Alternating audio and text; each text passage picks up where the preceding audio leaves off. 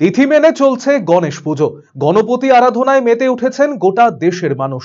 একইভাবে রায়গঞ্জ শহরেও আগের বারের তুলনায় এখন অনেকটাই বেড়েছে গণেশ পুজোর সংখ্যা। গত 3 বছর ধরে রায়গঞ্জের উদয়পুরে হ্যাপি ক্লাবের পরিচালনায় অনুষ্ঠিত হচ্ছে এই পুজো। এবারেও ছবিটা একই রকম। গত 7ই সেপ্টেম্বর থেকে এখানে পুজোর আয়োজন করা হয়েছে, চলবে 10ই সেপ্টেম্বর পর্যন্ত। রবিবার রাতে গণেশ পুজো উপলক্ষে এখানে একটি বাউল সঙ্গীতানুষ্ঠানের আসর বসে, যেখানে বহিরাগত শিল্পীরা বাউল সঙ্গীত পরিবেশন করেন। এছাড়াও রোজই নরনারায়ণ সেবা দেওয়া হয়। পুজো উদ্যোক্তারা জানিয়েছেন এই পুজোয় সকলে খুব আনন্দ উপভোগ করেন। পুজোর কটা দিন সকলে মিলিত হয়ে পুজোর পরিচালনা করেন। এবারে 21টি ঢাক সহযোগে প্রতিমা নিরঞ্জন করা হবে। গণেশ পূজা উপলক্ষে কি করছেন আপনারা? গণেশ পূজা উপলক্ষে আমরা সাংস্কৃতিক অনুষ্ঠান এবং প্রত্যেক দিন প্রসাদ বিতরণের একটা ব্যবস্থা করা হয়েছে।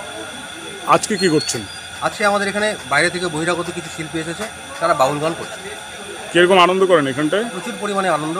পাড়ার কাকিমা থেকে শুরু করে, কাকু থেকে শুরু করে, জেঠু থেকে শুরু করে সমস্ত বয়স্করা এসে, বাচ্চারা এসে আনন্দ ফুর্তি আমরা করি। এছাড়া কিছু থাকছে এর মধ্যে?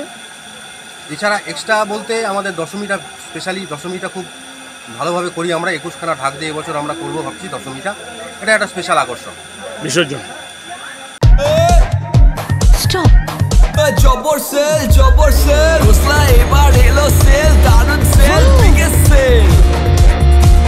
টিভিতে ডিল, মোবাইলে ডিল, ফ্রিজেতে ডিল, সবেতে ডিল। আসছে city's biggest cost to cost offer only at Khosla electronics, আপনার নিজের দোকান। TNC applied. Khosla electronic private limited, ঠিকানা মোহনবাটি বাজার, রায়গঞ্জ। রায়গঞ্জ জেলা আদালতের বিপরীতে।